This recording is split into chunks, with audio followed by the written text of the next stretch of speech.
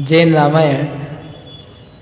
रामायण में लव कुश रामचंद्र जी से आकर के मिल गए। रामचंद्र जी के साथ अयोध्या में उन्होंने प्रवेश किया।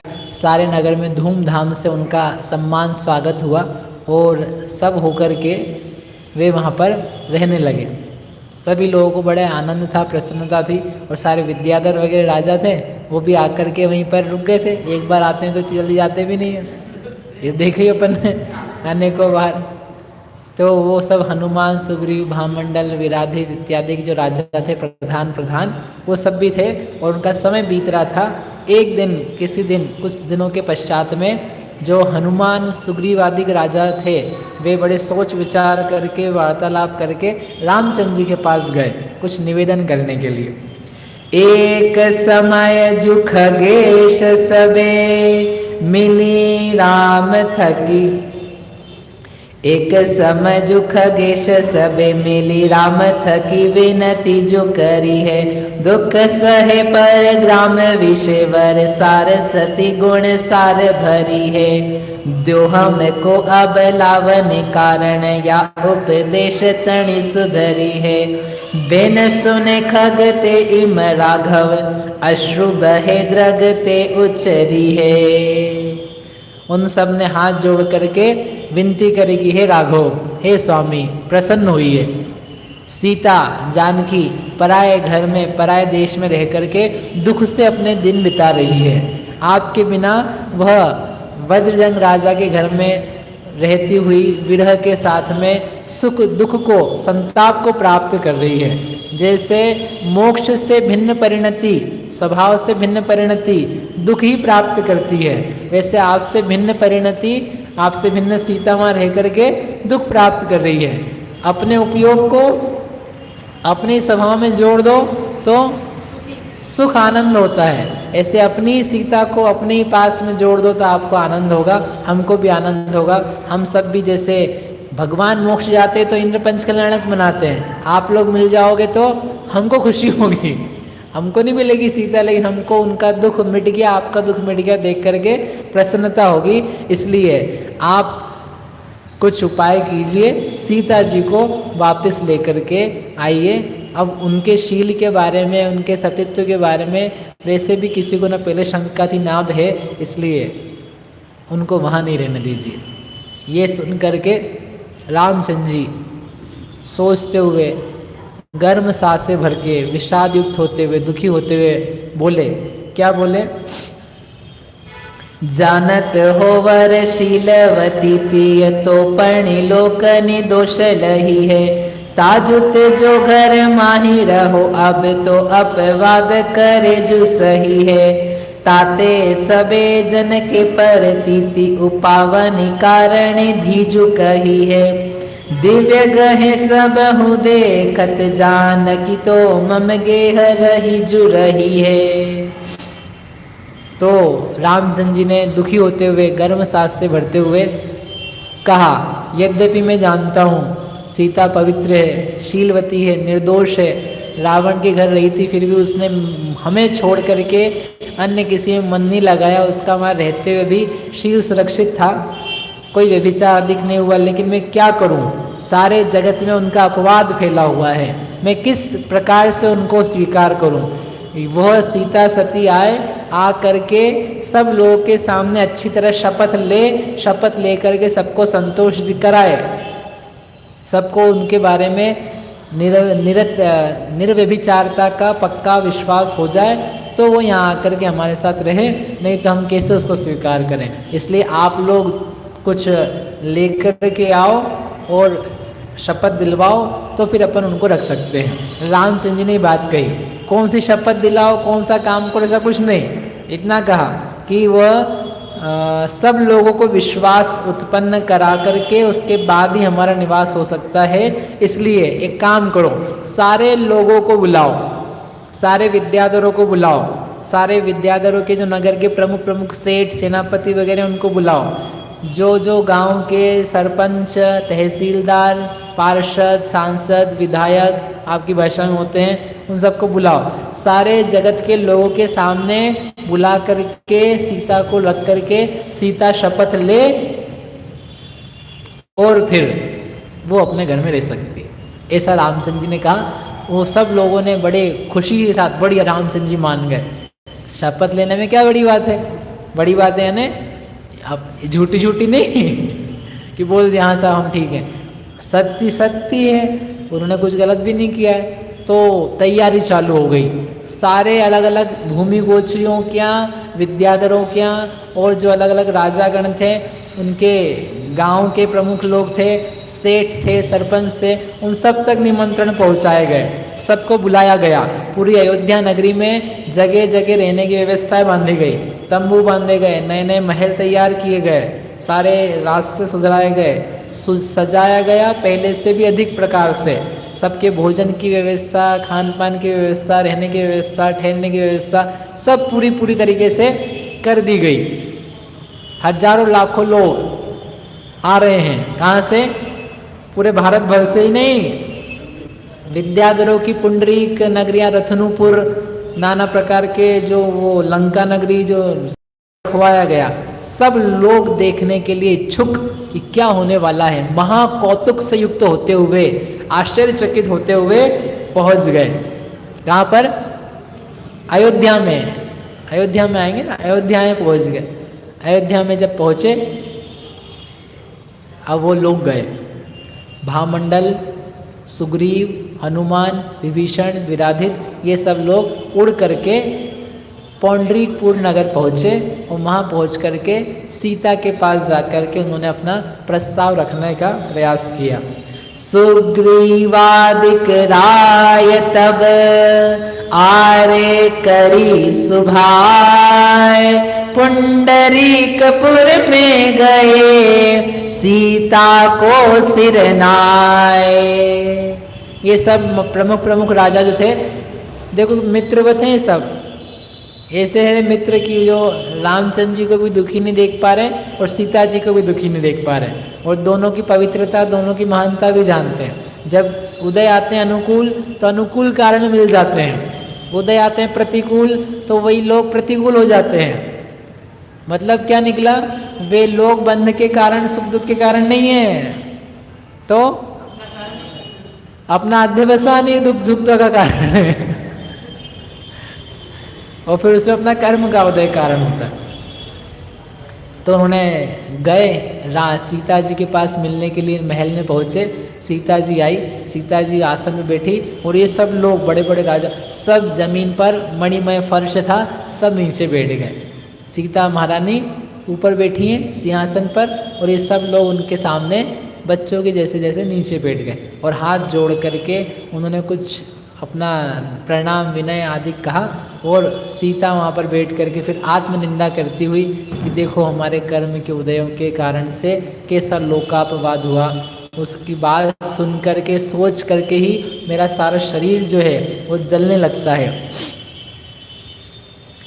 और उन्होंने बोला, सीता के आंखों में फिर से आंसू आ गए और अपने निंदा रूप वचनों को कहते हुए वो बोलने लगे कि हमारा अपवाद इस प्रकार का फैला, हमारा कभी रामचंद्र जी से मिलाप हो नहीं पाएगा ऐसे। तो जो लोग थे उन्होंने उनको थोड़ा बोला। तब ही कहे विभीषण राय, मेरे वचन सुनो तुम माय, लोकन को परतीति उपाय, दिव्याधारी सुख करहु अघाय।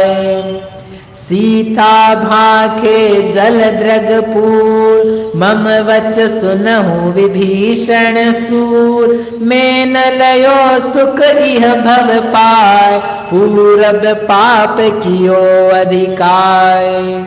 जब विभीषण ने कहा आप चलना है, आपको हमारे साथ वहाँ पर इस प्रकार से कार्य करेंगे, आपका रामचंद्र जी से मिलाप होगा, तो सीता जी ने कहा मैंने इस भव में कोई सुख प्राप्त नहीं किया और जो भी मेरे दुख के कारण हैं और पूर्व में किए गए जो पाप थे बहुत सारे, उनके कारण से ये हो रहा है।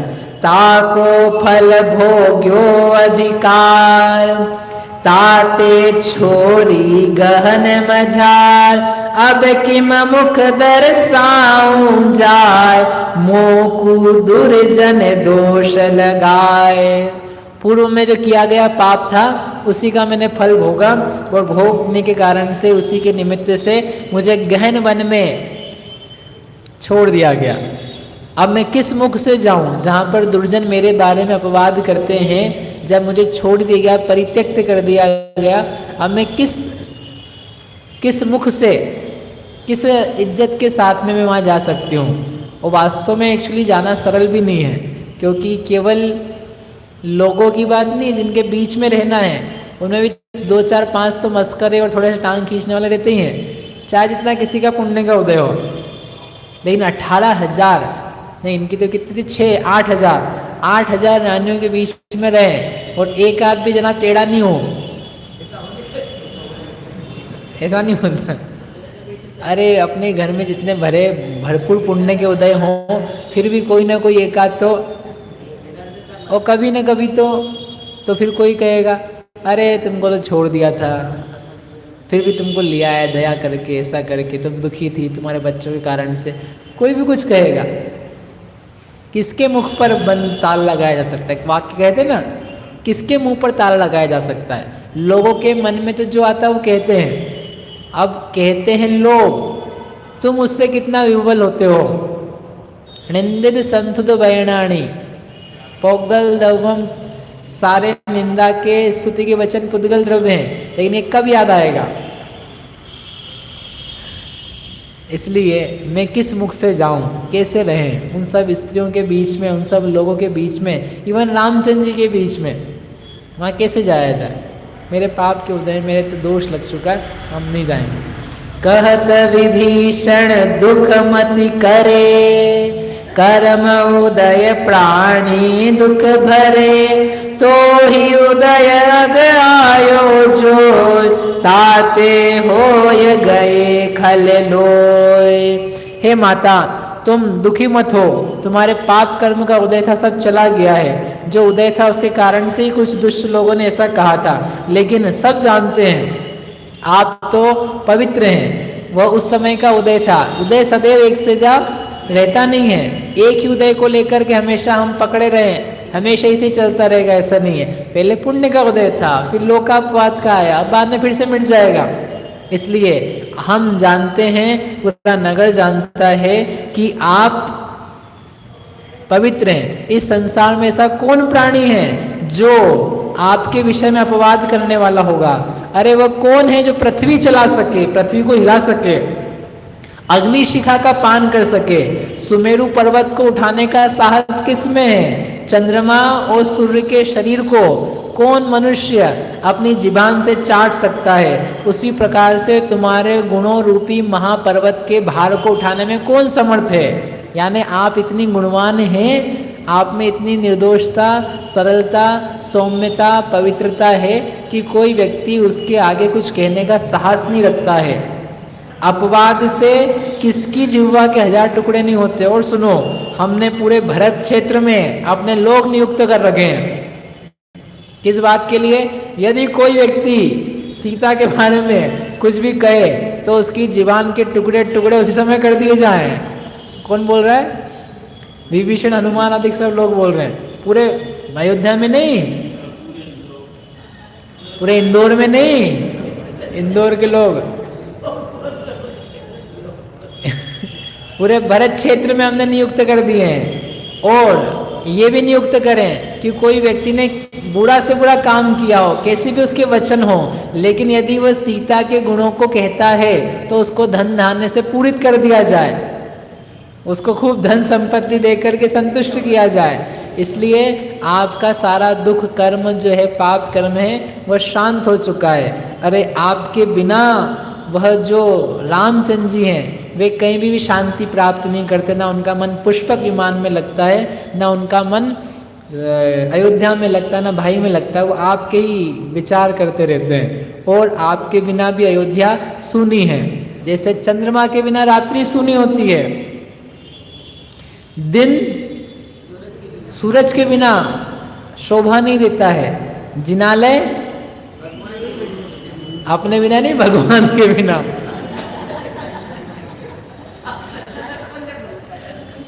भगवान के बिना जिनालय शोभा नहीं देता है। सम्यक दर्शन के बिना आत्मा सुशोभित नहीं होता है, महाव्रतों के बिना निर्ग्रंथता सुशोभित नहीं होती है, वैसे ही आपके बिना वो अयोध्या नगरी सुंदर नहीं लगती है। इसलिए हे माता, हे देवी, आप चलिए, रामचंद्र जी ने ये पुष्पक विमान आपके लिए भेजा है। मानो ये पुष्पक विमान भेज करके उन्होंने अपना प्रेम प्रकट किया है। आप चलिए और चल करके आप दोनों मिल जाएंगे तो हमें बड़ा अतिशय सुख पैदा होगा, सबके विकल्प समाप्त हो जाएंगे, आप दोनों अपने पुण्य कर्म से भोग भोगिए। ऐसा कह करके उन्होंने बोला आप तो बिन नगर अयोध्या सार, शोभा धरी है नाही लगार, ते पहुपक नाम विमान, तो ही पठायो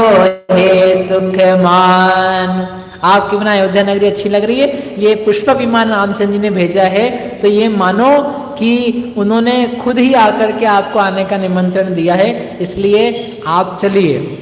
ये देखा जब कि पुष्पक विमान आए और ये भाई जैसे लोग ही आए हैं, तो तबे जान की यारे करी, बैठी विमान विषय गुण भरी, मन में अति आनंद उपाय, नगर अयोध्या पहुँचे जाए।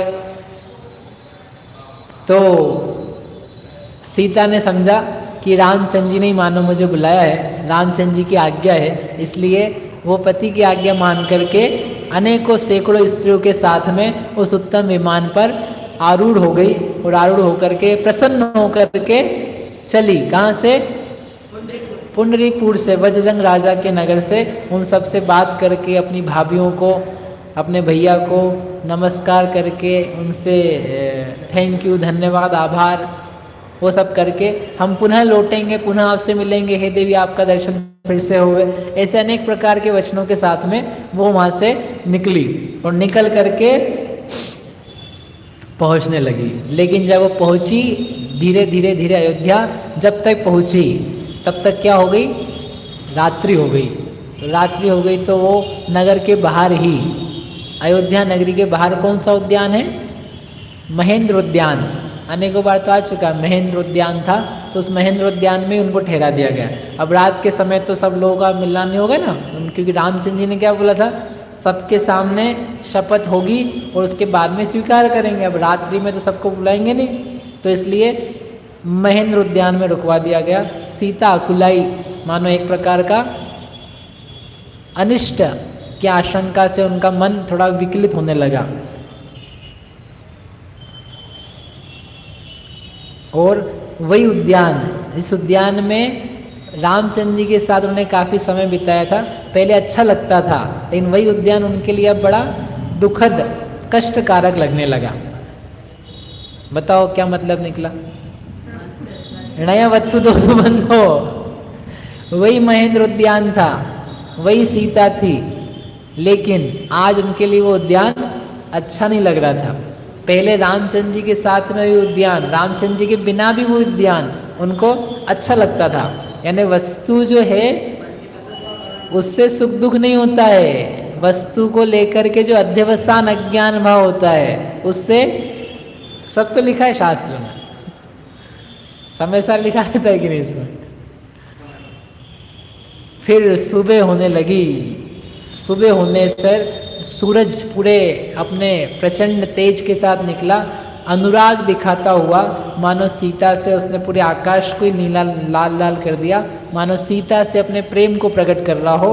और शुद्धि आदि करके शुपथ के दुर्वाद के समान जब अंधकार भयभीत हो, क्षय को प्राप्त हो गया कि आज शपथ होने वाली है, आज सारी बातें दूर हो जाएगी, तो वो अंधकार के समान अंधकार भाग गया। तब सीता राम के पास चली, अर्थात अयोध्या नगरी के जो राजमहल था, राजमहल की तरफ चली जा रही है।